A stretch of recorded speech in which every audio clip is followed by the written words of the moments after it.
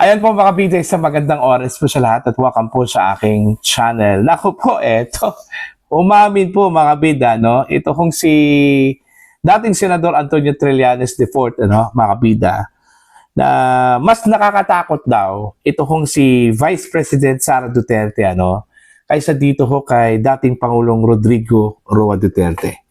Kaya siguro, ang dami hong mga galawan po ngayon, ano, mga kabida, para lang po hindi ho matuloy ito hong pagtakbo po, ano, at pagiging presidente po makabida ni Sara Duterte, ano, kasi natatakot pala sila, okay, kay Sara Duterte, ano, mga kabida, ano po. Eto, babasahin ko lang po ito hong article ng Ang Balita ngayon, ano. Trillanes umaming mas nakakatakot umano si VP Sara kaysa kay PRRD. Alright, ito po. Nagbigay ng pahayag si dating Senador Antonio Trillanes kaugnay sa posibilidad ng mas mataas na posisyon ni VP Sara Duterte sa hinaharap. Iginiit na maaari umano itong magdulot ng mas seryosong pangamba kumpara sa pamumuno ng kanyang ama, ano, mga kabida. Eto.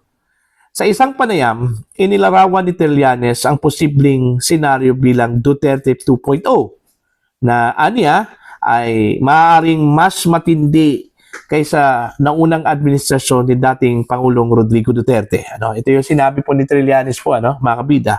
We have already seen Duterte Part 1. Duterte 2.0 under Sara Duterte could be even worse because of her temperament, ano. So natatakot po siya, baka suntukin po siya, ano, ni Sara Duterte, kasi meron na pong trace po itong si Sara po, ano, na nanuntok po, mga kabida, no.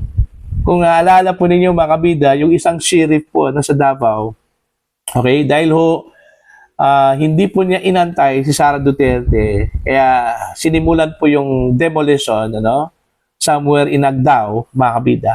Yun, nung inabutan po ni Sara Duterte na nagkagulo na po, mga kabida, hindi po napigilan po, ano, ni Sara Duterte yung kanyang emosyon, isinuntok po niya, ano, ito hong sheriff, mga kabida, no. So ito yung ginamit na dahilan po, ano, ni Trillanes, mga kabida, yung sinasabi ho niyang kanyang temperament. Alright? Nakikita na natin ang Duterte Part 1. Ang Duterte 2.0 sa ilalim ni Sara Duterte ay maaaring mas malala dahil sa kanyang ugali o temperament, ano, mga kabida. Dagdag pa niya, Sara Duterte is basically digong without the sense of humor and a shorter fuse. Ibig sabihin po, ano, si Sara Duterte daw, mga kabida, ay para daw si digong, ano, ngunit walang sense of humor at mas mabilis uminit ang ulo. Alright? So, medyo mainitin po ang ulo daw, ano, ni Sara Duterte, mga kabida, sabi po ni Trillanes. Okay? Meron kayang karanasan po ito kung si Trillanes kay Sara, ano, patungkol ho sa kanyang temperament? Bakit nasasabi ho niya na mainitin po ang ulo? Ang pagkakakilala po natin kay Sara Duterte, cool na cool yan, eh. Alright?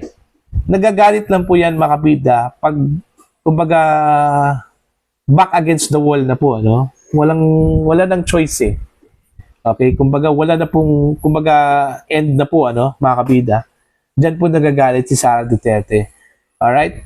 Do you think sa mga pinagdaanan po niya, ano, na hirap, mga kabida, laban ho sa kanyang mga detractors, laban po sa kasalukuyang administrasyon, ano, mga kabida, do you think kung hindi po matatag si Sara Duterte, nagwala na po yan? Alright? Pero since matatag po siya, meron po siyang sense of, anong tawag po dyan, coolness, ano, mga kabida, yun yung reaction po niya sa mga banat po, ano, laban sa kanya. Isa lang pong instance po, mga kabida, na nakita ko po, ano, ito hong si Sara Duterte, maliban po doon ho sa kanyang sinuntok na, ano, na sheriff, ano, kung saan po ay matindi na po yung naranasan po, ano, ni Sara Duterte, mga kabida, na puot at saka galit, ano, yung nangyari po kay Attorney Zuleika Lopez. Do you remember that? yung nagwala ho itong si Sara Duterte mga kabida sa online. Okay? Nung perception po na binantaan daw niya ito hong si Pangulong Marcos, First Lady Lisa Marcos, at saka ito hong si dating House Speaker Martin Romualdez. Kasi napuno na po yung salup eh.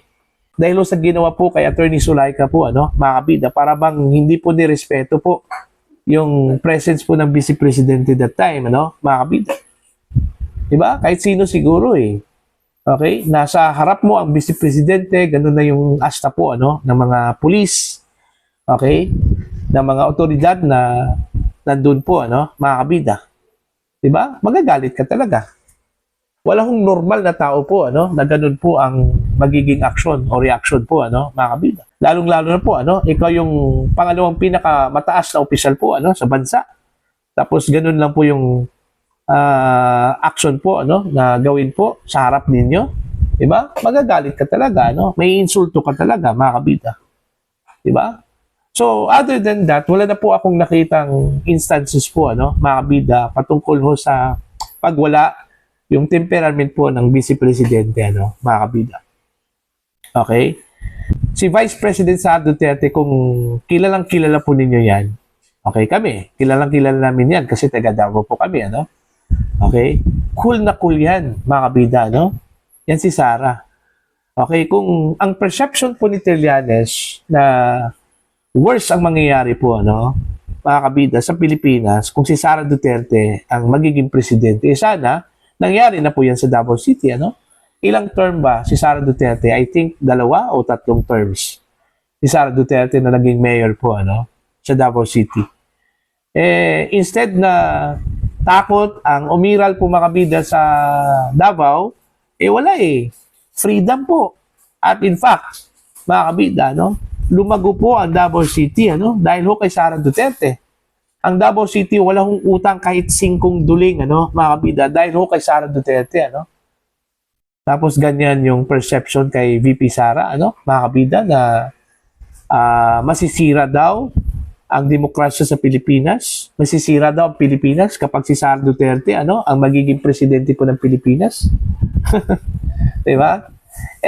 Naintindihan po natin kung bakit ganun po yung perception po mga kabida ni Trillanes. Kasi unang-una po, malay natin, baka takot na takot yan kay Sara po, na baka balikan yan mga kabida pagdating ho ng panahon. Okay? Kasi alam po natin kung ano po yung ginawa po ni Trillanes po, against the former president, mga kabida. Isang katutak po na aligasyon na kanyang ibinindang po, against the former president and even against Sara Duterte, mga kabida. So, natural, gumawa talaga siya ng paraan, na para lang po, ilagay po sa utak po ng mga Pilipino na hindi po maganda ang ugali po ni Sara Duterte. Okay?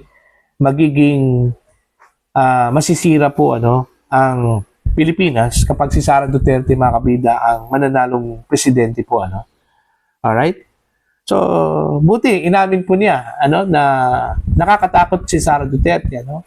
Matatakot ka lang kay Sara Duterte mga kabida kapag ikaw po ay masama. Kapag ikaw po ay may ginawang kabulastugan po, mga kabida. Okay? Kasi sa totoo lang po, pagdating ho dyan, mga kabida, sa mga masamang tao, okay, may mga ginagawang kabulastugan, mga kabida, may kasalanan sa taong bayan, mas nakakatakot si Sara Duterte kaysa kay dating Pangulong Rodrigo Roa Duterte. Ang perception kasi nila kay Digong, mga kabida, soft-hearted. Okay? Pero dito ho kay Sara, although maawain po yan, mga kabida, pero pagdating ho kasi sa batas, pagdating sa polisiya, stick to yan. Stick to yan si Sara Duterte. Normal lang po, na ipaiiral po niya yung batas. Kung lumabag ka sa batas, pasensyahan talaga. Kasi yun yung batas mga kabida, Diba?